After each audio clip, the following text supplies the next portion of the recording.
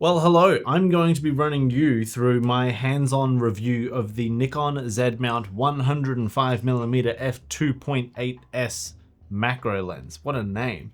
This lens, everyone assumes that macro means it just takes close-up photos. It does so much more than that, and I'm really impressed with the versatility of this, but it does have some drawbacks, which I'll talk about as well. Some drawbacks which I think could cause you not to buy this lens if you're getting it for a specific purpose, but more on that a little bit later. The 105 was announced on the 2nd of June 2021, and then I picked this up about a year after that. I paid for this with my own money. Nikon did not send me this, and they're not sponsoring this video. I'm just making this video in case you guys find it interesting. Now, the first time I tested this lens, it was obviously for macro photos. I wanted to see how close you could get, all that stuff. So we're gonna run through the specs and the usage and if I think it's good for you. So obviously 105mm focal length, the maximum aperture is f2.8. However, when you do go to the minimum focus distance, it does stop down to about f4, which I had no idea when I first bought it, except if you're doing really close macro stuff, you probably don't want a super wide aperture anyway because of the really shallow depth of field look. So having a narrower aperture at minimum focus distance is actually not that bad. It just means you need more light.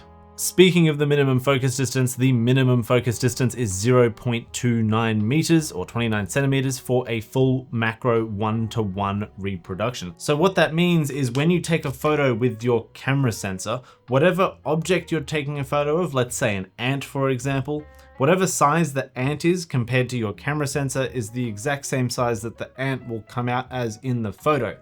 If I'm explaining that correctly, hopefully I am. The lens also has vibration reduction, or VR as Nikon calls it, 4.5 stops of VR, which is quite nice to have in a small, kind of punched in wide aperture lens. Also in the lens, we have 16 elements in 11 groups, which includes an ED, aspherical, nano, and Arneo coatings, as well as a fluorine coated front element, which mine is covered because I have a UV filter on there. For the size, it's 85mm by 140mm with a weight of 630 grams. So it's not super duper light, it's not heavy in any way at all. I find it's actually quite a pleasant feeling lens.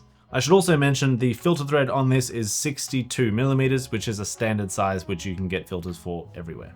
In terms of the focus, because this is a macro lens with a close minimum focus, it has quite a long focus throw. And my favorite thing about the focus of this lens is that there's no external extension. The 50mm version does have a little bit of extension when you're focusing.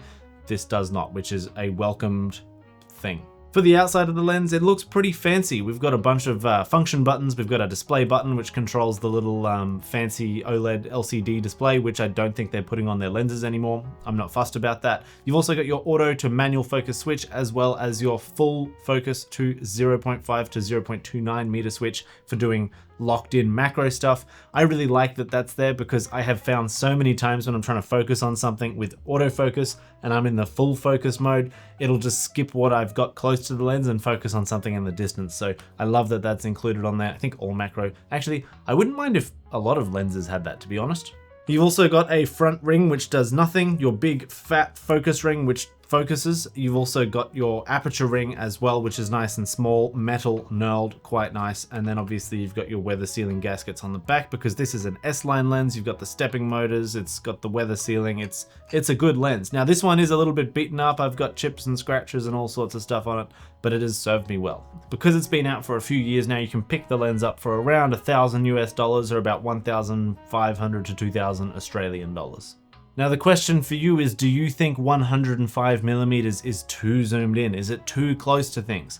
I find that this lens does not get much use for sort of on the fly, on the go wedding photography or couple photography because I've got to stand too far away. It's pretty similar in that way that I use the 70 to 200 in that it's very zoomed in and I don't use it that often unless I knew I was going to be really far away. And what mostly drew me to this lens was its close focusing capabilities for macro photos, which by the way are super sharp.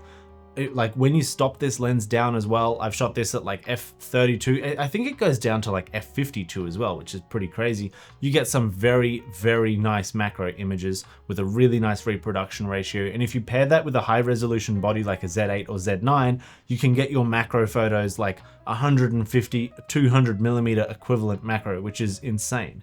The other thing that drew me in with this is the size of it. It's so small in comparison to something like a 70-200, but it gives you that wide aperture and it gives you that reach. It's pretty similar to, say, if you were to get like a 70-180, because Nikon do have a 70-180 that is a similar size to this, but I don't think it has vibration reduction. So this would be great for sort of handheld, very compressed background looking videos, and also detail photos is something that this is great at. I've done a few of those as well. In terms of taking photos of people, portraits, street photography, I think this lens is great. It gets you that reach if you're the type of person that wants to take photos of strangers on the street, which I actually used this for, believe it or not, and I found it did a great job. You didn't have to be as close. Obviously, check who you're taking photos of, check for permission laws and stuff like that, depending on where you're shooting. But I think this lens does a really good job at that. I also think that because it's weather resistant, put it on a weather resistant body, you get a really nice, durable, tough, do everything kind of lens, except wider angle stuff, that works really well.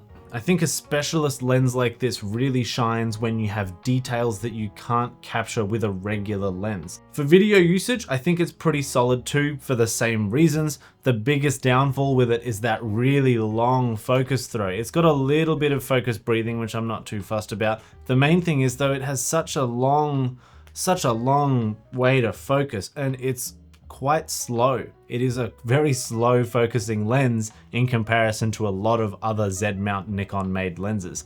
It's still fast. It's way faster than all of the DSLR lenses, but it's just nowhere near as fast as the others. It's not slow enough that you'd miss any moments, in my opinion, unless you're doing like macro moments of things that might come into play there, but just general moments with people that are a little bit further away, maybe 3 or 4 meters, you're not going to miss any moments, but it does have a bit of a slow focus throw.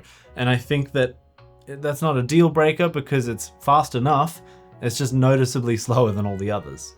So a summary of my real world thoughts, I think it's compact-ish for what it does. It's, you know, you got the wide aperture, you got the nice compressed background, the nice bokeh as well, which is quite nice.